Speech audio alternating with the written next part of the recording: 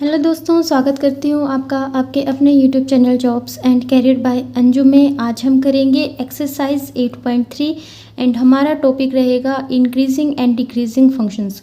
तो आपको इंक्रीजिंग शब्द का जो मीनिंग है वो पता है कि बढ़ना होता है, और डिक्रीजिंग का मतलब पता है कि घटाना होता है, यानी कि घटना होता है।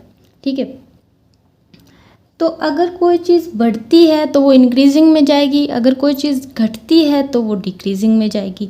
लेकिन फंक्शन में ये किस तरह से होता है? देखिए, फंक्शन कितने तरह के होते हैं। एक तो होता है सिंपल इंक्रीजिंग फंक्शन, एक होता है डिक्रीजिंग फंक्शन, और इसके बाद आता है strictly increasing and strictly decreasing. जब किसी चीज़ के आगे स्ट्रिक्ट शब्द जुड़ जाता है तो उसका मतलब आपको पता ही है कि कोई मैडम बहुत स्ट्रिक्ट होती है, कोई सर बहुत स्ट्रिक्ट होते हैं, इसका मतलब। तो अगर बात आ जाती है स्ट्रिक्ट की तो मतलब बिल्कुल तेज तर्रार से एकदम से इंक्रीज होना, जैसे ये वाला है। अब इस फंक्शन में देखिए, आप बिल्कुल एकदम से इंक्रीजिंग हो रही है, कहीं भी कोई भी स्टॉपेज नहीं है, इसलिए इसको स्ट्रिक्टली इंक्रीजिंग कहते हैं। अभी आपके समझ नहीं आ रहा होगा, लेकिन जब हम क्वेश्चन करेंगे तो मेरे हिसाब से आपके लिए इससे ज़्यादा आसान एक्सरसाइज कोई भी नहीं होगी। देखिए, सबसे पहले हम शुरुआत से शुरू करते हैं। हमारे पास कोई भी फंक्शन है, कोई भी एक स्ट्रेट लाइन की इक्वेशन ले लेते हैं हम। ये देखिए, मैंने यहाँ पर एफ ऑफ एक्स लिखा है, लेकिन अगर मैं इसको लिखूँ y is equal to x plus two, तो ये एक स्ट्रेट लाइन की इक्वेशन हो गई। ठीक है, एक स्ट्रेट लाइन की इक्वेशन हो गई। तो एक स्ट्रेट लाइन की इक्वेशन का ग्राफ जब आप खींचेंगे, इस इक्वेशन का ग्राफ जब मैं खींचूँ तो वो इस तरह से आता है। ये देखिए, ये 2 पे मैंने यहाँ पर पॉइंट लिया, बिल्कुल सही तो नहीं है लेकिन इसी तरह से आएगा। ठीक है, तो इस ग्राफ से मैंने आपको क्या दर्शाना चाहा है? इस ग्राफ से मैं आपको ये दिखाना चाहती हूँ कि देखिए, जब x बढ़ रहा है, जब x बढ़ रहा है तो आपके जो फंक्शन है वो भी बढ़ रहा है। y की वैल्यू भी क्या हो रही है? बढ़ रही है। जैसे जैसे x बढ़ रहा है वैसे वैसे y भी बढ़ रहा है। तो अगर x के साथ क्या बढ़े? y बढ़े, y भी इंक्रीज हो, तो ऐसे फंक्शन को हम क्या कहते हैं? Increasing function. ठीक है, वहीं दूसरी तरफ अब देखिए, ये वाला भी बिल्कुल सेम इसी तरह से लिख सकते हैं आप, y is equal to minus x plus two. तो ये भी एक स्ट्रेट लाइन हुई। इसमें और इसमें अंतर क्या है? स्लोप का अंतर है। इसमें एक स्लोप है, इसको अगर आप कंपेयर करें y is equal to m x plus c से, तो स्लोप ये होता है ना m, और ये इंटरसेप्ट, तो इंटरसेप्ट तो ये रहा, दोनों का इंटरसेप्ट सेम है, 2 2। ठीक है, स्लोप के अंदर अंतर है। तो जब स्लोप माइनस का होता है तो ग्राफ किसके तरफ बनता है? पॉजिटिव एक्स एक्सिस की तरफ बनता है ना, और जब प्लस का होता है तो इस तरह से ग्राफ बनता है। तो यहाँ पर ये माइनस का है, और माइनस का है तो ग्राफ इस तरफ बना, पॉजिटिव के साथ 45 डिग्री का एंगल बनाया उसने। ठीक है, तो देखिए, अब यहाँ पर आपको साफ साफ दिख रहा है कि x जब बढ़ रहा है, जब x बढ़ रहा है तो y घट रहा है, यानी कि f ऑफ x डिक्रीज हो रहा है, नीचे की तरफ आ रहा है ना, डिक्रीज हो रहा है। जब x के साथ y डिक्रीज हो तो ऐसे फंक्शन को आप क्या कहोगे? Decreasing function. ठीक है, ऐसे फंक्शन को आप क्या कहोगे? Decreasing function. और अगर x के साथ y इंक्रीज हो रहा है तो ऐसे फंक्शन को हम क्या कहेंगे? Increasing function.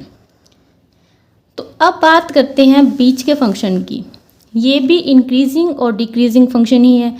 ये इंक्रीजिंग और डिक्रीजिंग फंक्शन है, लेकिन ऊपर वाले से अलग कैसे हैं? तो यहाँ पर आपको ऐसे 2 पॉइंट मिलते हैं। इसको नाम दे देती हूँ मैं x1, इसको नाम देती हूँ मैं x2।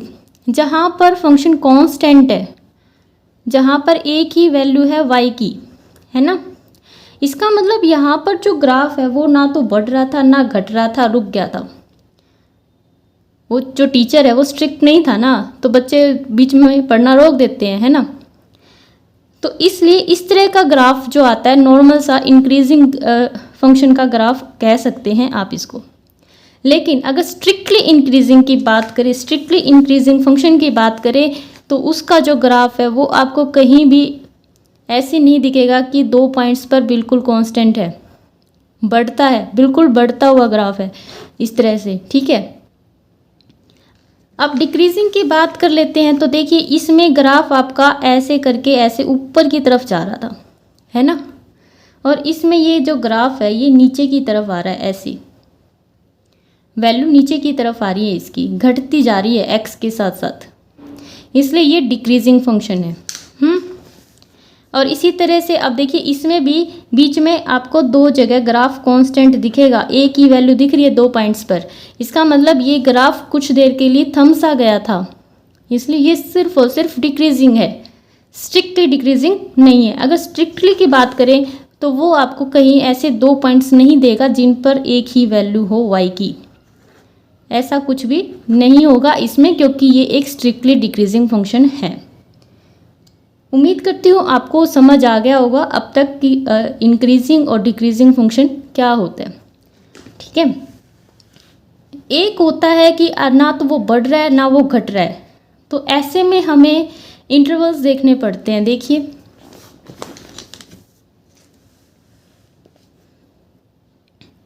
अब ये जो ग्राफ है, देखिए अगर मैं यहाँ से यहाँ तक की बात करूँ तो ये यहाँ तक बढ़ रहा है, फिर ये नीचे की तरफ आ रहा है, यानी कि ये घट रहा है, ठीक है, फिर ये यहाँ पर घट रहा है, फिर ये बढ़ रहा है, यानी कि ये घट भी रहा है और बढ़ भी रहा है। तो ये दोनों ही काम है।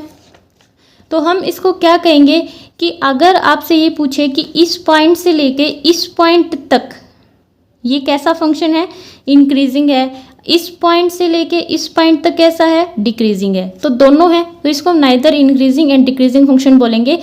एंड आप इसको इंक्रीजिंग और डिक्रीजिंग फंक्शन अगर आपसे किसी इंटरवल पर पूछा जाए कि इस पॉइंट से लेकर इस पॉइंट पर बताइए, तो ही आप इसका नाम दे पाओगे कि इस पॉइंट से लेकर इस पॉइंट तक ये फंक्शन कैसा है, ठीक है। तो इस तरह के भी फंक्शंस होते हैं और बहुत ही इजी सी एक्सरसाइज है। इसकी अगर आपको पीडीएफ चाहिएगी तो उसके लिए आपको टेलीग्राम ग्रुप ज्वाइन करना पड़ेगा, और अगर आपको कोई डाउट है तो वैसे तो आप टेलीग्राम पर भी पूछ सकते हैं, और अगर आप मुझे इंस्टाग्राम पर फॉलो करना चाहते हैं तो उसके लिए आपको ambition library Haryana HR, Haryana नहीं लिखा है पूरा, ठीक है, HR, तो आप इस पर जाकर भी मुझे फॉलो कर सकते हैं, ठीक है। और यहाँ पर मैं 8.3 करवा रही हूँ, तो जो पीछे की 8.1 एंड 8.2 है वो दोनों मैंने पहले करवा दी थी, बहुत पहले करवा दी थी, तो प्लेलिस्ट में मैं 1-2 दिन में डाल दूंगी, अगर प्लेलिस्ट में नहीं तो आपको वीडियोस में वो मिल जाएंगी, ठीक है। तो पहले वो कर लेना, उसके बाद आप 8.3 करना। इसके बाद स्टार्ट करते हैं क्वेश्चन, और बहुत ही इजी से इसके क्वेश्चन होने वाले हैं, बहुत ही आसान से, ठीक है। तो चलिए स्टार्ट करते हैं इसका क्वेश्चन नंबर फर्स्ट। तो क्वेश्चन नंबर फर्स्ट देखिए, क्वेश्चन नंबर फर्स्ट में विदाउट यूजिंग डेरिवेटिव्स। अब इसने पहले ही कहा कि आपको डेरिवेटिव्स यूज़ नहीं करनी है, लेकिन ये तो हमारा पहला ही क्वेश्चन है, तो हमें ये जानना ज़रूरी हो जाता है कि यहाँ पर दो तरीके से आपको पता चल जाता है कि स्ट्रिक्टली इंक्रीजिंग फंक्शन है, इंक्रीजिंग फंक्शन है, ये हमें कैसे निकालना। तो दो तरीके होते हैं उसके, एक तो आप डेरिवेटिव्स यूज़ करके निकालते हैं और एक आप डेरिवेटिव्स विदाउट यूज़ करके निकालते हैं, ठीक है। तो जब हमें डेरिवेटिव्स निकालने होते हैं तो कब निकालने होते हैं हमें डेरिवेटिव से, देखिए अगर वो किसी खास इंटरवल की बात करे या किसी क्रिटिकल वैल्यू की बात करे तो आपको उसके लिए डेरिवेटिव निकालना है, ठीक है। तो आप उसमें डेरिवेटिव निकाल के फिर ही आप इंटरवल निकाल पाएंगे, क्योंकि उसमें क्या होगा कि जिसमें डेरिवेटिव निकालेंगे तो अलग अलग इंटरवल पर हो सकता है कि अलग अलग कभी फंक्शन इंक्रीजिंग हो कभी फंक्शन डिक्रीजिंग हो, जैसे इस ग्राफ में है, ठीक है। लेकिन ये तो बहुत सिंपल सा क्वेश्चन है, इसकी बात नहीं कर रही हूँ मैं, तो मैं बात कर रही हूँ अगर डेरिवेटिव वाला क्वेश्चन आएगा जब आगे, तो उसकी मैं आपको थोड़ा सा पहले ही बता रही हूँ। और अगर यहाँ पर इसने कहा कि स्ट्रिक्टली इंक्रीजिंग है, तो इंक्रीजिंग और स्ट्रिक्टली इंक्रीजिंग का अंतर हमें कैसे पता चलेगा, हमने ग्राफ से सीखा है। तो देखिए अगर आपके पास f(x1) ठीक है, अगर छोटा है f(x2) से, तो ये स्ट्रिक्टली इंक्रीजिंग है।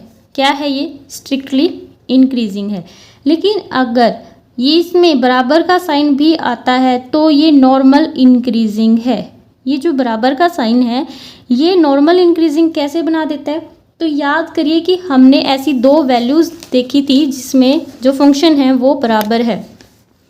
यहाँ पर देखिए ये जो दो वैल्यूज़ हैं x1 और x2, इन पर यहाँ पर कांस्टेंट है ना, फंक्शन इक्वल है ना, इसलिए वहाँ पर जब वो इक्वल का साइन आता है ना, जहाँ पर f of x1 is equal to f of x2 भी हो जाता है, तब वो जाके नॉर्मल इंक्रीजिंग वाला फंक्शन बनता है। लेकिन अगर स्ट्रिक्टली इंक्रीजिंग की बात करें तो इसमें इक्वल टू के लिए कोई जगह नहीं है। ओनली सिर्फ फंक्शन बढ़ता रहना चाहिए, सिर्फ पहले f ऑफ x1 छोटा f ऑफ x2 से, क्योंकि पहले छोटा फिर बड़ा, तभी तो बढ़ेगा ना। अगर आप उल्टा कर दोगे तो घट जाएगा कि पहले बड़ा फिर छोटा, ऐसे नहीं। तो ये था स्ट्रिक्टली इंक्रीजिंग। तो हमें पहले क्वेश्चन में यही गिवन है कि आपको यही प्रूव करना है, ठीक है। तो हम इसी को प्रूव करेंगे। चलिए देखते हैं कैसे, बहुत ही आसानी से। तो सॉल्यूशन निकालते हैं हम। हमारे पास है फंक्शन f ऑफ x। क्या है आपके पास? f of x ax plus b है, ठीक है। अब देखिए ax प्लस b है और इंटरवल, और देखिए आपके पास इंटरवल क्या है। यहाँ पर कुछ खास इंटरवल तो आपके पास है नहीं, सिर्फ इतना ही है कि रियल नंबर्स हैं, रियल वैल्यूज़ हैं सारी की सारी x की, यानी कि जो x बिलोंग करता है, किससे बिलोंग करता है? रियल नंबर से बिलोंग करता है। तो अब देखिए कि ये रियल नंबर में से आप कोई भी 2 पॉइंट मान लीजिए, इन रियल नंबर्स में से कोई भी 2 पॉइंट मान लीजिए। रियल नंबर कौन से होते हैं? -∞ से +∞ तक होते हैं। तो इसके बीच में आपके पास बहुत सारे नंबर हैं और आपको सिर्फ 2 नंबर मानने हैं।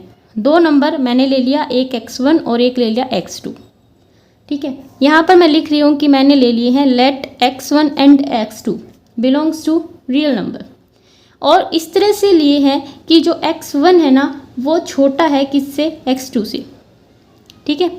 अब देखिए माइनस है, इस साइड का प्लस है, इसका मतलब x1 तो छोटा ही होगा ना x2 से, ठीक है। तो x1 छोटा है x2 से। अब आप ये देखिए कि आपके पास f of x1 and f of x2 आपके पास क्या बनेंगे? आपको x1 एंड x2 आपको ये बनाना है।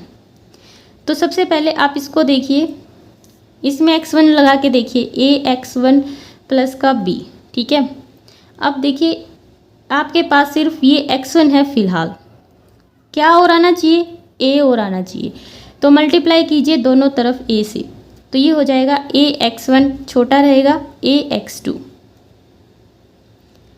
अब देखिए मल्टीप्लाई किया है दोनों तरफ a से, तो बीच के साइन पर कोई अंतर नहीं पड़ा। क्यों नहीं पड़ा? क्यों? इसलिए नहीं पड़ा कि जैसे मेरे पास यहाँ पर 3 है, छोटा है 4 से, अगर मैं सेम नंबर से मल्टीप्लाई करूँ, अगर मैं सेम नंबर से मल्टीप्लाई करूँ, मान लीजिए मैं 2 से मल्टीप्लाई करती हूँ, इसको 2 से कर दिया, इसको भी 2 से कर दिया, तो 6 फिर भी छोटा ही रहेगा किससे? 8 से, है ना। तो अगर आप सेम नंबर से मल्टीप्लाई करते हैं तो इस पर आप कोई अंतर नहीं होता। अच्छा, अब बच्चों को ना इस साइन में भी कन्फ्यूज़न रहती है, उनको ये नहीं समझ आता कि ये इस तरह से लगाएं कि इस तरह से लगाएं, छोटा और बड़ा। हमें बचपन में सिखाया जाता था कि छोटे का ये और बड़े का ये, ऐसा सब बकवास है, कोई जरूरत नहीं है इतना याद रखने की।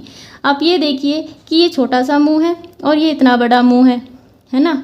तो ये छोटे नंबर की तरफ और ये बड़े नंबर की तरफ, बस इस तरफ कीजिए, बस इस ये छोटे की तरफ छोटा नंबर आना चाहिए, बड़े की तरफ बड़ा नंबर आना चाहिए। तो यहाँ पर देखिए बात कर रहे थे हम, सेम नंबर से मल्टीप्लाई कर दिया, हमारे साइन के ऊपर कोई फ़र्क नहीं पड़ा। अब बात करते हैं ये प्लस का जो b है ना, हमें ये और बनाना है, तो b दोनों तरफ जोड़ना है, तो b दोनों तरफ जोड़ दीजिए। इम्प्लाइज का साइन देते जाइए, ax1 प्लस का b मैंने इस तरफ जोड़ दिया एंड b मैंने इस तरफ भी जोड़ दिया। अब क्योंकि हम एक ही नंबर दोनों तरफ जोड़ रहे हैं, अगर हम सेम नंबर दोनों तरफ जोड़ते हैं तो भी कोई फ़र्क नहीं पड़ता। क्यों नहीं पड़ता? देखिए जैसे मेरे पास यहाँ पर 4 है, यहाँ पर 5 है, अगर मैं दोनों तरफ एक एक जोड़ दूँ तो क्या कोई फ़र्क पड़ेगा? 5 तो फिर भी छोटा ही रहेगा 6 से, है ना।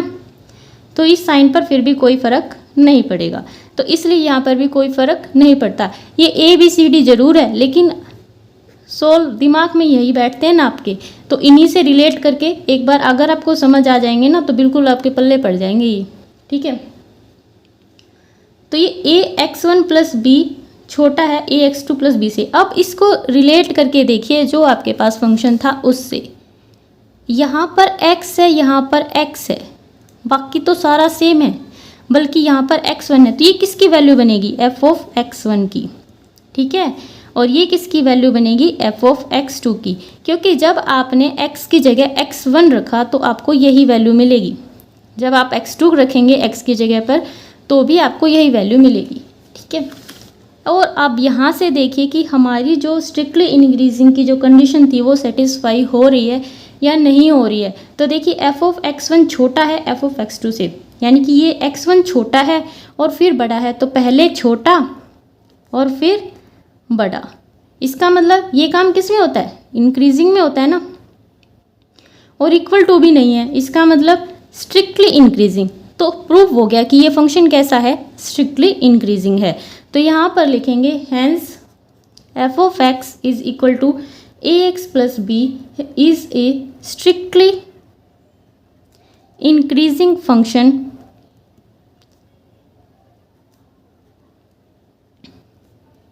For x belongs to real number. एक बार मैं आपको रिवाइज करवा देती हूँ। अगर आपने इसका ये फर्स्ट पार्ट सीख लिया तो आप सारे पार्ट्स आसानी से कर लोगे, ठीक है ना। तो देखिए, इसने हमें सिर्फ एक चीज़ दी थी कि फंक्शन है हमारे पास ax प्लस बी का, a और b कांस्टेंट है, ठीक है जी, और a ग्रेटर देन 0 है, यानी कि a को आप 0 से छोटा नहीं ले सकते, ये भी हमारे फ़ायदे की बात थी। And is a strictly increasing function for all values of the x, ये आपको प्रूव करना था। रियल नंबर, रियल वैल्यूज़ दे रखी थी x की, तो हमारे पास जो x का इंटरवल रहेगा वो रहेगा रियल नंबर से। ये हमारे पास था फंक्शन। हमने यहाँ से कोई भी 2 पॉइंट ले लिए x1 एंड x2 जो रियल नंबर से बिलोंग करते हों। अब रियल नंबर से बिलोंग करते थे तो वो हमने इस तरह से लिए थे कि x1 छोटा है x2 से, दोनों तरफ a से मल्टीप्लाई किए तो भी साइन पर कोई फ़र्क नहीं पड़ा। फिर हमने दोनों तरफ b जोड़ दिया तो इस साइन पर कोई फ़र्क नहीं पड़ा। एंड एट लास्ट हमें वो वैल्यू मिल गई जो हमें बनानी थी, ठीक है। तो ये वैल्यू बन गई f ऑफ x1 की एंड ये वैल्यू बन गई f ऑफ x2 की। और फाइनली हमें ये मिला कि f ऑफ x1 छोटा है f ऑफ x2 से। यही हमें प्रूव करना था। हैंस प्रूव हो गया कि एक जो फंक्शन है वो स्ट्रिक्टली इंक्रीजिंग फंक्शन है, किसके लिए? x belongs to real number के लिए। इसके बाद देखते हैं इसका सेकेंड पार्ट। इसके बाद है क्वेश्चन नंबर फर्स्ट का सेकेंड पार्ट। देखिए, आपके पास जो फंक्शन है वो है x का स्क्वायर, और यहाँ पर जो x है वो बिलोंग करता है, इस साइड क्लोज इंटरवल है और इस साइड ओपन इंटरवल है, ठीक है। तो यहाँ पर देखिए x1 और x2 हमने वही काम किया कि हमने कोई 2 पॉइंट मान लिए जो भी इंटरवल इसने हमको दिया था उसके अंदर से। अब देखिए 0 से लेकर इन्फिनिटी के बीच में आपके पास बहुत सारे नंबर्स होते हैं, आपको सिर्फ 2 पॉइंट मानने हैं। मैंने एक x1 मान लिया और एक x2 मान लिया, तो अब आप ये बताइए कि x1 छोटा होगा ना x2 से, ठीक है। तो x1 और x2 हमने 2 नंबर्स मान लिए और x1 छोटा है x2 से।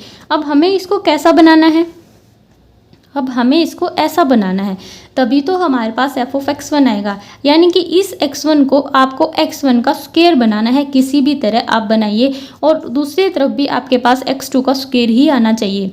तो सबसे पहले हमने क्या किया? मल्टीप्लाई किया दोनों तरफ x1 से। जब दोनों तरफ x1 से मल्टीप्लाई किया दोनों नंबर को, तो हमारे पास ये बन गया x1 का स्क्वायर और ये बन गया x1 इंटू x2। याद रखिए हमने सेम नंबर से मल्टीप्लाई किया है, इसलिए साइन के ऊपर कोई भी फ़र्क नहीं पड़ने वाला है, ठीक है। अब दूसरी तरफ बात करें तो हमने दोबारा से इसको लिया, इसको हमने 1 मान लिया, दोबारा से मैंने इसी चीज़ को लिया। अगेन मैंने यहाँ पर लिखा है कि दोबारा मैंने इसको लिया है और इस बार मैंने मल्टीप्लाई किया है दोनों तरफ, किससे? x2 से। तो x2 से दोनों तरफ मल्टीप्लाई किया, तो इस बार मेरे पास आ गया x1, इसको x2 से करेंगे तो x1 x2 और इसको x2 से करेंगे तो x2 का स्क्वायर। तो ये आ गया मेरे पास, इसको मैंने 2 मान लिया। अब इसको और इसको कंपेयर करके देखिए, यहाँ पर x1 x2 है, यहाँ पर भी x1 x2 है। इसका मतलब आप इनको इस तरह से लिख सकते हैं, यहाँ पर x1 का स्क्वायर छोटा है x1 x2 से, तो यहाँ पर x2 का स्क्वायर बड़ा है x1 x2 से, ठीक है। तो हम यहाँ पर इसको रिप्लेस कर सकते हैं। तो फ्रॉम 1 एंड 2 से हमारे पास क्या आ जाता है कि x1 का स्क्वायर छोटा है x2 के स्क्वायर से, ठीक है। आप यहाँ पर इससे समझिए कि मेरे पास एक नंबर है जो छोटा है 3 से, फिर एक 3 है जो छोटा है 5 से। तो अब आप एक बात बताइए कि क्या एक छोटा नहीं होगा 5 से? बिल्कुल होगा, ठीक है ना। तो इसी चीज़ का यूज़ करके मैंने इसको किया है। आप इसको डायरेक्ट समझेंगे या आप इसे समझेंगे, वो आपके ऊपर मैं छोड़ देती हूँ। ठीक है, इससे मुझे क्या फ़ायदा हुआ, ये मिल गए ना मुझे, यही तो चाहिए थे। आपको क्या बनाना था, f(x) आपके पास x का स्क्वायर था, तो अगर आपके पास यहाँ पर x1 का स्क्वायर आता है तो किसकी वैल्यू बन जाती है, x1 की बन जाती है। और अगर आपके पास x2 का स्क्वायर आता है तो किसकी वैल्यू बन जाती है, x2 की बन जाती है। तो यहाँ पर x1 के स्क्वायर को मैं किसकी वैल्यू लिख सकती हूँ, f(x1) की, एंड x2 के स्क्वायर को f(x2) की। और यहाँ पर हमने सिद्ध कर दिया कि जो f(x1) है वो छोटा है f(x2) से, and this it is strictly increasing function on the interval जो हमें गिवन था। ठीक है, तो ये है इसका सेकंड पार्ट। और इसका जो थर्ड पार्ट है ना वो बहुत ही छोटा सा सिंपल सा है, वो आप अपने आप कर लेना। ठीक है, इसका फोर्थ पार्ट मैं आपको करा देती हूँ। इसका थर्ड पार्ट भी देख लीजिए, क्योंकि ये स्ट्रिक्टली डिक्रीजिंग फंक्शन आपको प्रूव करना है और अब तक हमने डिक्रीजिंग फंक्शन का एक भी पार्ट नहीं किया, तो मुझे लगता है कि मुझे ये भी आपको कराना ही पड़ेगा। तो देखिए, हमें f(x) गिवन है 2 - 3x, ये आपको गिवन है। अब हमें क्या करना है, रियल नंबर पे ये फंक्शन है, यानी कि जो हमें जो गिवन है, आपको f(x) गिवन है 2 - 3x और x बिलोंग करता है रियल नंबर से। तो रियल नंबर में से आप कोई भी दो नंबर ले लीजिए, मैं ले लेती हूँ x1 and x2, x1 and x2। ठीक है, ये दोनों बिलोंग करते हैं किससे, रियल नंबर से बिलोंग करते हैं, एंड x1 छोटा है किससे, x2 से। तो अब देखिए, आपको x1 पता है छोटा है x2 से। ठीक है, x1 छोटा है x2 से, और आपको इसका कैसा कैसा बनाना है, ये बनाना है इसका। ठीक है, तो अगर हम यहाँ पर लिखें तो हमें इसको 2 - 3x1 बनाना, तो x1 है हमारे पास, और यहाँ पर आपको इसके साथ क्या जोड़ना है, 3 जोड़ना है, और एक इसका ये भी बनाना है। कभी ये सोचो ये बनाना है, ये भी चाहिएगा और ये भी चाहिएगा, तो ये एक बार इसी से कंपेयर कर लेते हैं हम। तो x1 के साथ क्या जोड़ना है, आपको 3 जोड़ना है, यानी कि 3 से मल्टीप्लाई तो हम इजीली कर देंगे, दोनों तरफ तो कर देते हैं। ये आ जाएगा आपका 3x1 एंड ये आ जाएगा 3x1, क्योंकि दोनों तरफ सेम नंबर से मल्टीप्लाई किया तो इस पर कोई फ़र्क नहीं पड़ा। ठीक है, अब बात कर लेते हैं इस माइनस की। ओहो, ये माइनस है ना, इस माइनस का बहुत फ़र्क पड़ता है। कैसे, देखिए, अगर आपके पास कोई भी 2 है और 4 है, 2 छोटा है किससे, 4 से, लेकिन जैसे ही इनके आगे माइनस का साइन आ जाता है तो इनकी वैल्यू चेंज हो जाती है, क्योंकि जो माइनस का 2 है वो बड़ा है किससे, माइनस का 4 से। जैसे जैसे माइनस के नंबर बढ़ते चलते जाते हैं, वैसे वैसे नंबर उनकी जो वैल्यू है वो कम होती जाती है। जितना बड़ा माइनस का नंबर होगा वो उतना ही छोटा होगा, है ना। तो अगर हमने इनके आगे माइनस लगाया तो ये जो साइन है ना ये चेंज हो जाएगा, बिल्कुल इसके जैसे, है ना। तो अगर हम यहाँ पर माइनस लगाते हैं तो इम्प्लाइज का साइन दीजिए एंड माइनस लगाइए और इस साइन को भी चेंज कर दीजिए इस तरह से।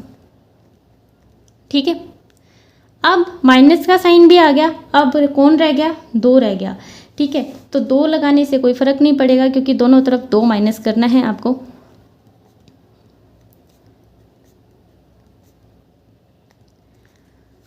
तो अब देखिए, आपको सेम चीज़ मिल रही है या नहीं मिल रही, मिल गई है जी। ये आपकी क्या बनेगी, x1 बनेगी, f(x1) बनेगा, ये f(x2) बनेगा।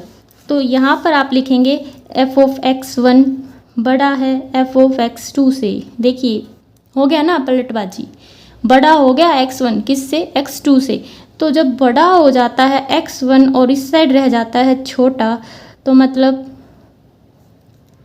घट रहा है ना, घट रहा है ना। तो घटने का मतलब ये कैसा फंक्शन हो गया, डिक्रीजिंग फंक्शन हो गया, एंड हैंस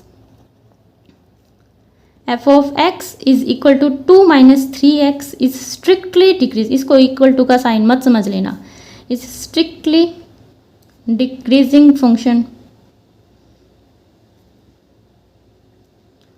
ऑन, आपके पास इंटरवल क्या था, रियल नंबर का था। ठीक है, तो ये था इसका थर्ड पार्ट। इसका फोर्थ पार्ट और देख लीजिए। तो इसके बाद करते हैं हम फर्स्ट क्वेश्चन का फोर्थ पार्ट। देखिए, फर्स्ट क्वेश्चन में टाइम लग रहा है, लेकिन अगर आपको फर्स्ट क्वेश्चन आसानी से और अच्छे से समझ आ गया तो बाद के क्वेश्चंस में इतना टाइम आपको बिल्कुल नहीं लगेगा, क्योंकि आपका सारे डाउट्स क्लियर हो जाएंगे। इसलिए मैं फर्स्ट क्वेश्चन पर हर एक एक्सरसाइज में इतना टाइम लगा देती हूँ। ठीक है, और उसके सारे पार्ट्स भी करा देती हूँ। तो देखिए, हमारे पास जो फंक्शन है माइनस का 1/x प्लस का 1 है मेरे पास। अब आपको पता है कि x इंटरवल है 0 से इन्फिनिटी के बीच का। तो हम वही काम करेंगे कि हम क्या करेंगे कि दो नंबर मान लेंगे जो बिलोंग करेंगे इस इंटरवल से 0 से इन्फिनिटी तक, एंड सच डेट आपको पता है कि 0 से इन्फिनिटी जब भी जाएगा 0 से इन्फिनिटी के बीच के अगर कोई दो नंबर आप मानते हैं तो वहाँ पर क्या होगा,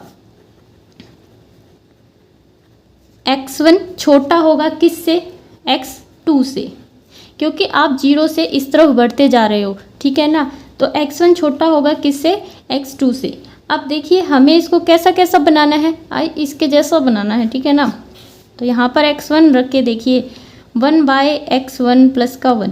तो ये देखिए x1 को इसने सबसे पहले बाय में ले लिया, ठीक है, x1 को इसने सबसे पहले बाय में ले लिया। तो अगर हम किसी भी नंबर को बाय में लेते हैं, जैसे मेरे पास है 2 एंड यहाँ पर मैं लेती हूँ 3, इन ये दो छोटा है 3 से, लेकिन अगर जब इनको बटे में कर देंगे 1/2 एंड 1/3 का रेशो अगर आप देखेंगे तो क्या ये साइन यही रहेगा, नहीं रहेगा, ये ऐसे हो जाएगा, है ना।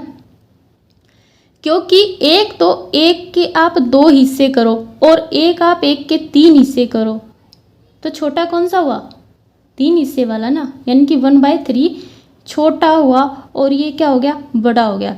जबकि ऊपर की बात करें तो ये वाला छोटा था और ये वाला बड़ा था। तो जब डिवाइड ने यानी कि बाय ने 1/, में किया तो इस साइन के ऊपर इफेक्ट पड़ा ना। तो अगर हम यहाँ पर x1 को बाय में करेंगे तो हमारा भी इस साइन के ऊपर इफेक्ट पड़ेगा, बिल्कुल इसी की जैसे। इन चीज़ों का कोई रीज़न आपको ब्रैकेट्स में नहीं लिखना होता क्योंकि ये चीज़ें अंडरस्टूड होती है, ठीक है। तो यहाँ पर मैं इसको बाय में लिख रही हूँ एंड इम्प्लाइज का साइन दे दूँगी, तो यह आ जाएगा 1/x1। आप चाहें तो इसको एक बार यहाँ पर और लिख लीजिए, ठीक है। अब हम इसको बाय में लिख रहे हैं तो ये साइन उल्टा हो जाएगा इस तरह से। अब अगेन आपको क्या करना है, अब इसके साथ एक माइनस का साइन भी है तो एक माइनस का साइन भी आएगा। अब जो माइनस का साइन आएगा तो फिर से पिछले क्वेश्चन की तरह इनके माइनस का साइन लगाओगे तो ये वाला फिर से चेंज हो जाएगा। तो माइनस का साइन लगाएंगे और इसको हम दोबारा से ऐसे कर देंगे, है ना। यहाँ भी इम्प्लाइज का साइन दे देंगे। तो हमने अब तक 2 स्टेप कर दिए, अब हमारे पास सिर्फ एक स्टेप बाकी है। देखिए ऐसा तो हमने बना दिया ना, अब हमें सिर्फ ऐसा और बनाना है, यानी कि प्लस का 1 जोड़ें। और प्लस का कुछ भी अगर आप सेम डिजिट जोड़ते हैं तो साइन के ऊपर कोई फ़र्क नहीं पड़ने वाला, ठीक है। तो आप इसके अंदर जोड़िए -1/x1 प्लस का 1 छोटा ही रहेगा -1/x2 प्लस 1 करने पर भी, ठीक है। तो अब ये किसकी वैल्यू जैसी लग रही है आपको, f(x) से इसको कंपेयर कीजिए तो ये बन जाएगी f(x1) और ये वाली बन जाएगी f(x2). यही हमें चाहिए था। तो ये हमारे पास आ गई है f(x1) और ये आ गई है f(x2). अब रिजल्ट देखिए क्या आता है आपके पास, x क्या है, छोटा है, x1 छोटा है किससे, x2 से, ये छोटा है और ये बड़ा है, यानी कि छोटे से बड़े की तरफ बढ़ रहे हैं। तो फंक्शन कैसा हो गया, स्ट्रिक्टली इंक्रीजिंग। तो यहाँ पर आप लिख देना 10, आपके पास जो फंक्शन है -1/x plus 1 is strictly increasing function on 0 to infinity का इंटरवल। तो ये था आपके पास क्वेश्चन नंबर फर्स्ट का 4th पार्ट। एक पार्ट और रह गया 5th पार्ट, वो और देख लीजिए। तो क्वेश्चन नंबर फर्स्ट का 5th पार्ट देखिए, आपके पास है मॉडुलस का फंक्शन और जो इंटरवल है आपको उसमें से कोई भी 2 पॉइंट लेने हैं, लेकिन मॉडुलस के फंक्शन के ऊपर, मॉडुलस के फंक्शन का इसके ऊपर क्या असर होगा। अब देखिए आपको पता है कि आपके पास जो नंबर है वो 0 से लेकर इन्फिनिटी तक है, ठीक है। तो मॉडुलस को अगर आप ब्रेक करेंगे तो इस पर कैसा नंबर आएंगे, पॉजिटिव नंबर आएंगे। तो इसलिए जो फंक्शन रहेगा वो कैसा आएगा, बाहर निकलकर पॉजिटिव ही आएगा, ठीक है। अगर आपके पास ये अगर यहाँ पर माइनस जैसे आगे आएगा तो वहाँ पर माइनस आएगा, वहाँ पर भी मैं आपको डिटेल में समझा दूंगी। लेकिन फिलहाल आप इतना देखिए कि मॉडुलस को जब आप ब्रेक करते हैं तो आपके पास 2 नंबर आते हैं, एक माइनस का आता है, एक प्लस का। तो तो माइनस का भी आएगा और प्लस का यहाँ पर आ रहा है। क्यों आ रहा है प्लस का यहाँ पर? क्योंकि 0 से इन्फिनिटी के बीच के जितने भी नंबर होंगे आपके पास सारे पॉजिटिव ही होंगे, इसलिए यहाँ पर मैंने पॉजिटिव ब्रेक में पॉजिटिव लेके आए हैं। ठीक है, और ये बन जाते हैं f(x1) और f(x2) और ये जो फंक्शन है स्ट्रिक्टली इंक्रीजिंग फंक्शन हो गया इस तरह से।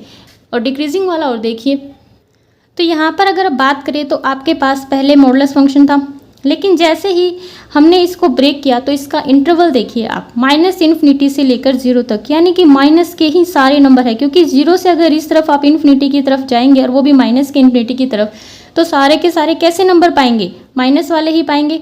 तो माइनस के नंबर आएंगे, अगर ब्रेकआउट होके तो माइनस के नंबर आएंगे, तो फिर हमारा ये वाला जो साइन है वो चेंज हो जाएगा, है ना। यहाँ पर मैंने रीज़न दिया है कि जो f(x1) है उस मॉडुलस फंक्शन को मैंने माइनस में ब्रेक किया। क्यों ब्रेक किया? क्योंकि जो इसका इंटरवल था ये था, इसलिए ये यहाँ पर मैंने इसको लिखा है। आप चाहें तो लिख देना, एग्जाम्स में काम की चीज़ है। ठीक है, इसके बाद देखिए अब ये जो फंक्शन है ये क्या बन गया? f(x1) और इस साइन ऐसे कैसे? f(x2). हैंस लेकिन यहाँ पर x1 छोटा रह गया x2 से, इसलिए ये स्ट्रिक्टली डिक्रीजिंग फंक्शन है। और यही आपको 2 इंटरवल्स पर दोनों चीज़ें आपको प्रूव करनी थी इस क्वेश्चन में, कि आपको इस इंटरवल पर तो ये डिक्रीजिंग प्रूव करना था, और जो पीछे इंटरवल गया है ना 0 से इन्फिनिटी, उस पर ये आपको इंक्रीजिंग प्रूव करना था। तो दोनों ही उम्मीद करती हूँ आपको समझ आए होंगे। देखिए, अगर आपको वीडियो अच्छी लगती है तो एक लाइक ज़रूर कर देना, ताकि मुझे पता लग जाए कि कितने लोगों को मेरा पढ़ाना अच्छा लगता है। इसके बाद देखते हैं क्वेश्चन नंबर सेकंड। इसके बाद देखिए क्वेश्चन नंबर सेकंड। तो क्वेश्चन नंबर सेकंड में देखिए आपको प्रूव करना है कि फंक्शन है आपके पास 4x³ - 6x² + 3x + 12 increasing function हो किसके ऊपर? रियल नंबर के ऊपर। यानी कि इंटरवल में आपको क्या दे दिया है? रियल नंबर दे दिया, एंड f(x) आपको ये दे दिया। अब देखिए इसने ये नहीं कहा कि विदाउट एनी डेरिवेटिव, तो हम इसमें डेरिवेटिव वाला मेथड यूज़ कर सकते हैं, बिल्कुल कर सकते हैं। तो और उसी मेथड से मैं आपको इसमें करके दिखाऊंगी। तो उसमें क्या होता है कि हमें क्रिटिकल वैल्यूज़ निकालनी होती है f(x) को = 0 करके। अगर आपसे इंटरवल में वैल्यू पूछी जाती है तो वो बहुत ज़्यादा ज़रूरी हो जाता है कि आपको वैल्यू बतानी होती है, तो आप इसको ज़रूर यूज़ कीजिए। लेकिन इसमें इसने ऐसा कुछ भी हमसे पूछा नहीं है, हमें सिर्फ इतना ही बताना है कि इंक्रीजिंग है किसके ऊपर? रियल नंबर के ऊपर। ठीक है, तो देखिए इस क्वेश्चन को। यहाँ पर आपके पास f(x) है 4x³ - 6x² + 3x + 12 है। ठीक है, यहाँ से मैं f(x) निकाल रही हूँ, यानी कि इसका डेरिवेटिव, तो क्या आ जाएगा? 12x, ये आ गया 12x एंड प्लस का 3 कांस्टेंट है, इसका हो गया 0। ठीक है, अब देखिए आपके पास ये आ गया है, इसको आप थोड़ा सा और सोल्व कर लीजिए। For critical values